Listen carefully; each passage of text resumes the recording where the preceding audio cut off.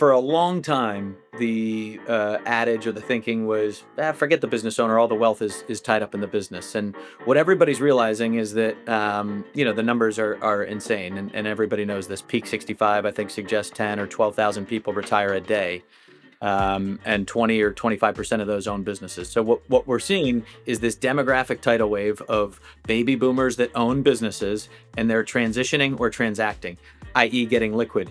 And so every wealth manager on the planet wants to manage those assets. Well, what everyone's realizing is I better be there now providing advice, because if you wait until they exit, you're way too late.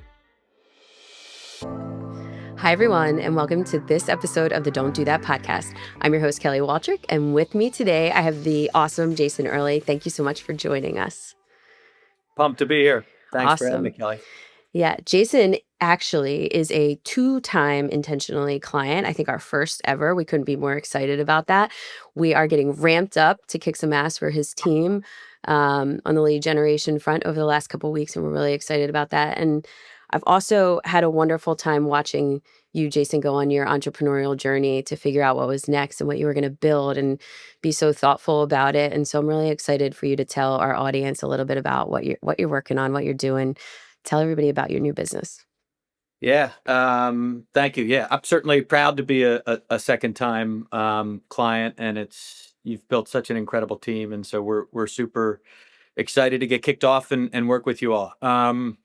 Yeah, we've got this belief at RISR that business owners need better advice, and that the advisors that serve them need better tools and technology. So nobody knows this better than you, given your background, but for decades, there's been financial planning technology to serve the household or the executive or the family.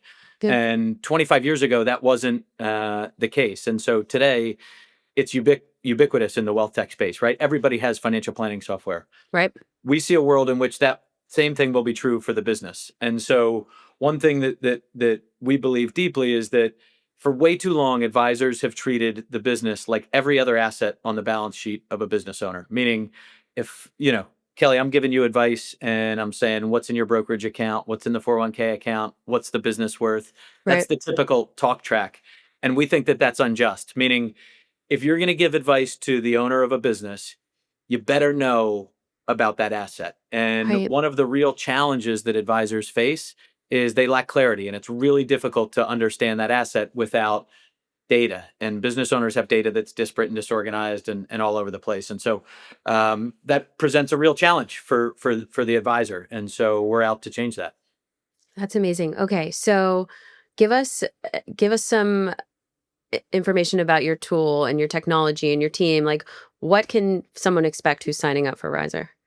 Yeah, so we again, one of the core things that we think about is data aggregation, and so being able to pull data in seamlessly on an asset that's typically opaque and difficult to understand. And so Yep. we work really hard to make it really easy for the advisor, the person giving the advice, to aggregate data. We aggregate that data across a whole host of different ways, but certainly using AI to suck data out of financial documents, tax returns, fact finders, you name it. Pulling that data in, we analyze that data and then surface relevant insights across that asset. But the thing that I would say we think most about is relevance, which is to say everything we do is about deepening the relationship between an advisor and a business owner. And so we want to launch advisors into conversations that they want to be having. And so there are all sorts of different lenses with which you could look at a business. But we are looking at it strictly from a financial advice perspective, which is to say, if I own a company, I'm thinking about a whole host of things. But if I'm an advisor giving advice to that business owner, I'm thinking about things like estate planning, risk management, wealth, succession and exit planning, tax planning, things like that. And so those are the areas that we cover in the software. And again, everything we do is pulling in data seamlessly, understanding that business, and then surfacing relevant insights to the advisor and the owner to help them make better financial planning related decisions. So again, everything is from the lens of financial advice, and we want to create better outcomes for the business, but certainly the advisor that serves them as well. Perfect. And I think everything that I think about comes from an angle of business development and lead gen, it feels like to me, and you and I have talked about this a little bit before, that this can be a tool that's used to help advisors reach more business owners. So tell me how you think advisors can use this in terms of their own business development. Yeah, look, one thing that and we think an awful lot about this, and one wave that we think that we're riding, and if we're wrong about this, our business is in serious trouble, which is to say, every financial service provider on the planet is surrounding the business owner today.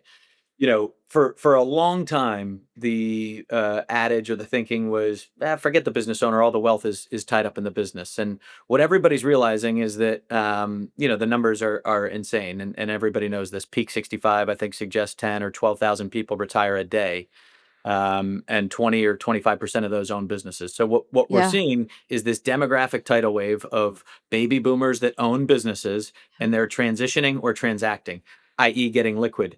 And so every wealth manager on the planet wants to manage those assets. Right. Well, what everyone's realizing is I better be there now providing advice, because if you wait until they exit, you're way too late. And so everybody is trying to, from a business development perspective, to your point, everyone is trying to surround the business owner, to help them think through how to best transition out of that asset.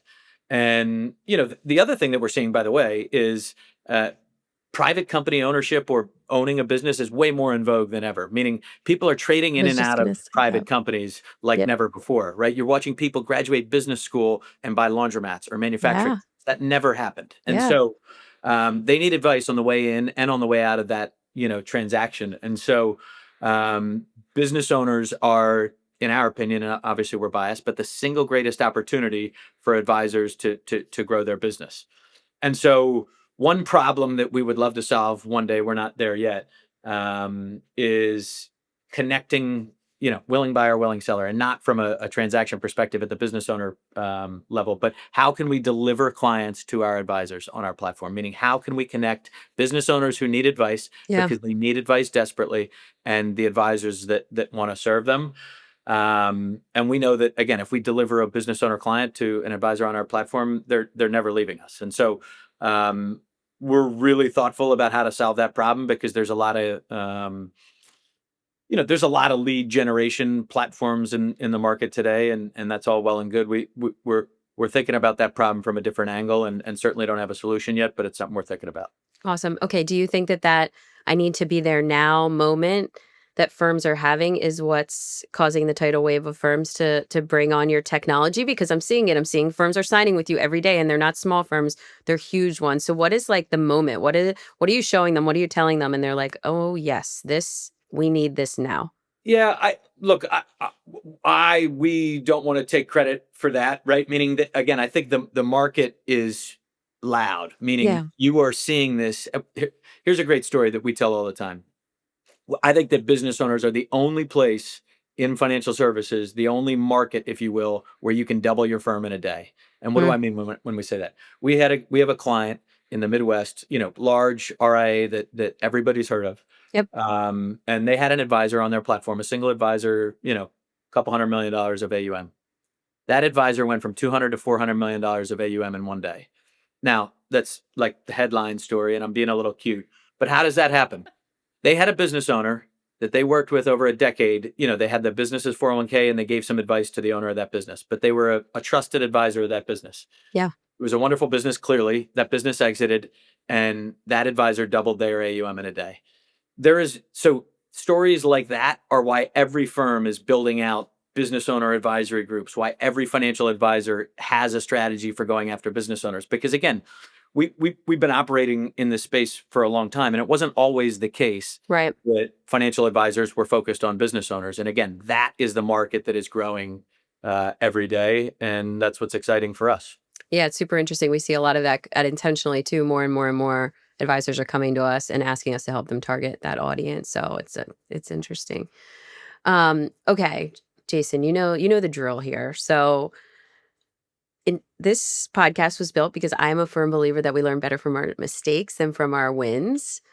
And other than betting against the Eagles, what are we not doing today? Like, are you going to that parade? Are you going to the parade?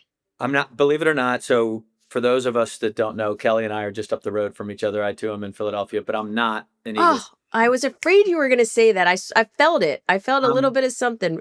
Look, I'm happy for all all the Eagles and all you Eagles fans, as insufferable as you all may be sometimes. So true. Um, I'm a That's true. Packer. I'm from Wisconsin, so I'm a Packer fan, and so you took us out along the way, which is a bummer. Mhm.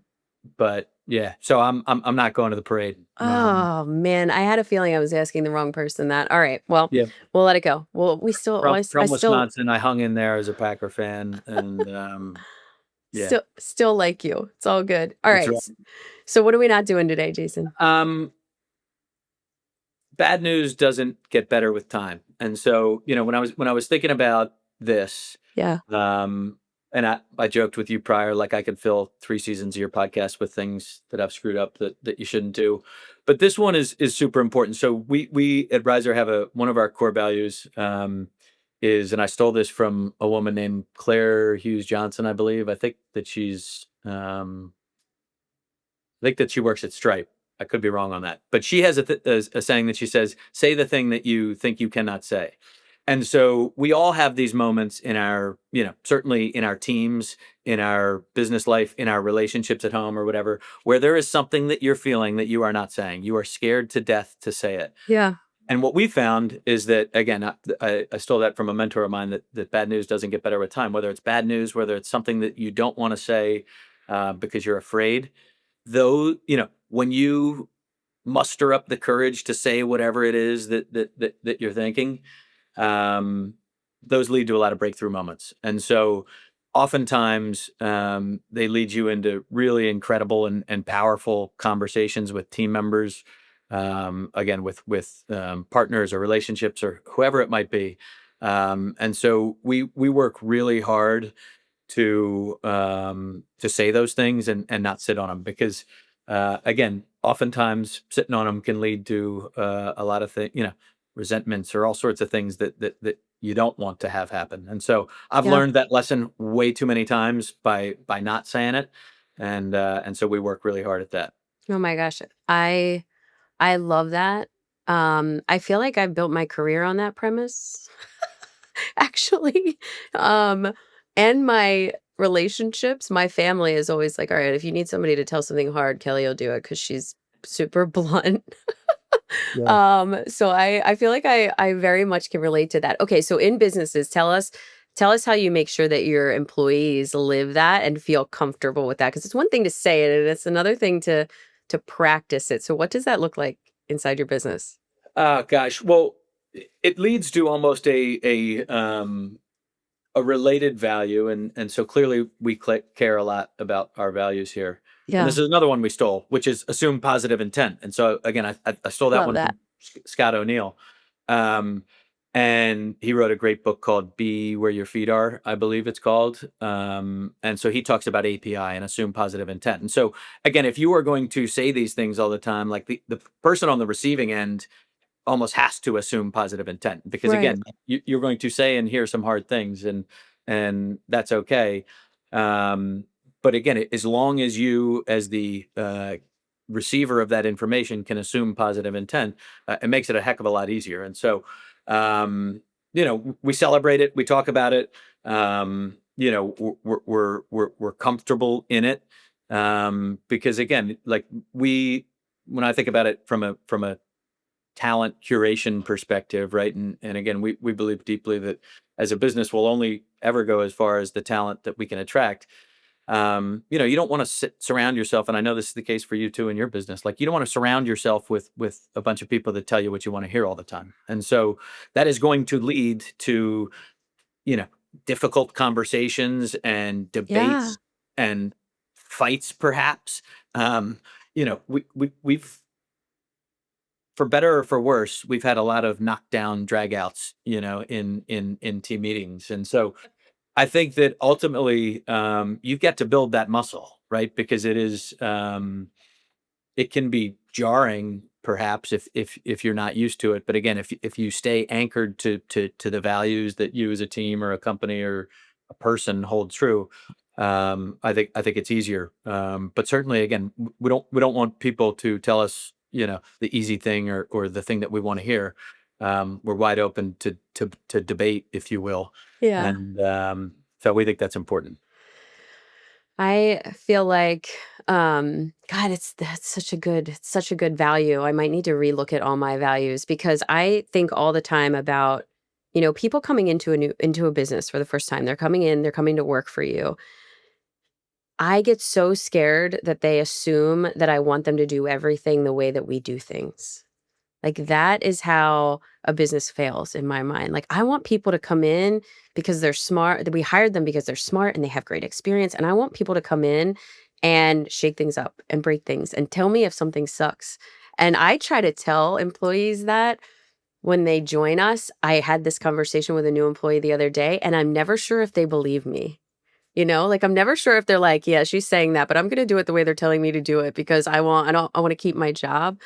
And so I try to be loud about that in particular for our firm, but it's so hard as an employee, I'm sure, to like balance giving feedback and changing things and breaking things with wanting to fit in and wanting to do things right. So, It 100% agree, and it totally is. I mean, I think about, again, when we think it, again, about talent and people that we're bringing into an organization, I've totally flipped how you sell people, yeah, or attract people or recruit people. I mean, early in my career, it was all about selling them the opportunity and trying to recruit them. Today, it's right. almost like we are selling so hard away from the opportunity and showing everybody the warts and telling the hard, and, telling the candidate or the person that we're trying to attract every reason why they wouldn't do it, so that if they're left standing at the end, they know they're completely eyes wide open into what they're coming into,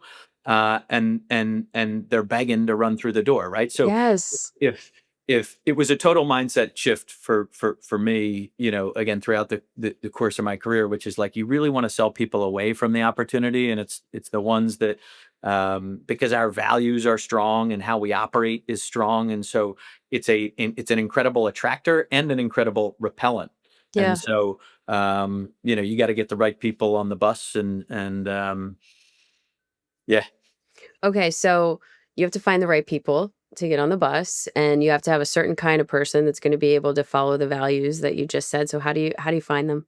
Like, what are your questions? What are your secrets? What do you look for? Yeah, look, there are a million things I'm not good at. One thing that I work really hard at is, relationships. I don't actually have like a little black book, but I could probably rattle off 10 or 15 or 20 people, that I think about that I want to work with someday. And so Yeah. I think that, connecting dots and like investing in relationships, in the financial services space, people call them centers of influence. But like, there are a lot of people, in my network or in my life or in my, orbit, that I'll spend time with or invest in relationships that, I don't know how it'll happen or if it'll happen, but I know that I want to work with them someday. And so, like, we are always recruiting, right? There is no Yeah. open rec or open job for RISR today, but I am recruiting 5 or 10 people, meaning like we are actively talking to people. And so I say all that to say, who knows? You never know it when the right opportunity is for somebody. But again, we believe really deeply in talent, and like, that's a superpower of any business, right? Like, um, you give me a high powered team versus a mediocre team, like, I'll tell you who I'm going to bet on. It's pretty easy from that perspective, and so Yeah. we're constantly looking for talent, and thinking about, where we'll be a year from now, 3 years from now, 5 years from now, and investing in relationships that could help us in the long term. Jason, I feel like you and I are very similar in the way we think about these things. I have like a dream org chart of people in the industry, and some of them are leading business lines that we don't even have today. But I am slowly but surely moving towards that. I dig that. Yeah, and it seems like you're well on your way. It's, it seldom does a month go by without a new big key strategic hire that intentionally makes. So, Hey, seems like you're well on your way. yeah, you know what? I don't know that I'm doing it right. I'm not I think that I have to soon begin to invest in younger, less experienced talent, but my strategy for sure to this point has been get the killers because marketing is hard, doing it well is hard work, and you have to be somewhat of a killer to get it right. And so, yeah, I've been a little bit crazy about building the right team, and I don't get it right every time. My team will tell you, we have a hiring committee, Jason, because they don't fully trust me because I'm more of like a gut decision maker than a long-term. So we have a hiring committee and I'm the last stop in it. And by the time someone gets to me, I know that they've been well vetted for their skills and then I need to vet them for the other things, for the things that we're talking about. I Uh, love it. I'm certain our teams could commiserate together. There's all sorts of frameworks in place, more in our product than in hiring, but there's all sorts of frameworks to protect against what my gut thinks. It's same here. Yeah. Same here. We have a Slack channel that's, Kelly's ideas that need to be parked until later, Yeah. which which Sure. is getting longer and longer by the day, but it's all good. I feel like they're here to protect us, right? 100%. We need those people. All right, guys, for those of you who are listening or just jumped on or, missed it, what Jason is telling us that we're not doing today is we are not skipping the hard conversations. We are not shying away from saying what we feel because the downstream effects of that can be catastrophic in your personal life, in your business life, in your career. And so this is a Philly thing. I feel like you got to say what you mean and mean what you say and not be afraid of what comes from that because usually it's the best things, right, Jason? 100%. And I'll screw this line up too, but someone said to me, you can drop the brutal from brutal honesty, right? Like honesty is the important part. You don't have to be brutal about it. And so, um, yeah, Love that. yeah, I'm totally aligned with you on it, and I appreciate you hearing us Yeah. out. Yeah, that's awesome. All right. Well, I wish you so much success in everything that you're doing. We are for sure telling everybody that we can about what you're building because I think it's awesome. And we're excited to be part of your journey. So thanks for joining me. Likewise, and yeah, can't thank you enough, and excited to continue working with you. So thanks for everything that you do for the industry and for the clients you serve. Awesome. Thanks so much for tuning in. If you enjoyed today's show, subscribe to be notified when new episodes become available. And please consider giving us a 5-star review on Apple or Spotify. This podcast is sponsored by Intentionally, a financial services growth engine design consultancy and agency. If you want to learn more, please email me at kelly@growintentionally.com. Thank you again for listening, and check back to hear what we're not doing next.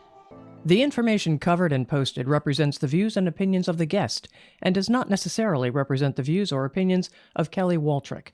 The content has been made available for informational and educational purposes only.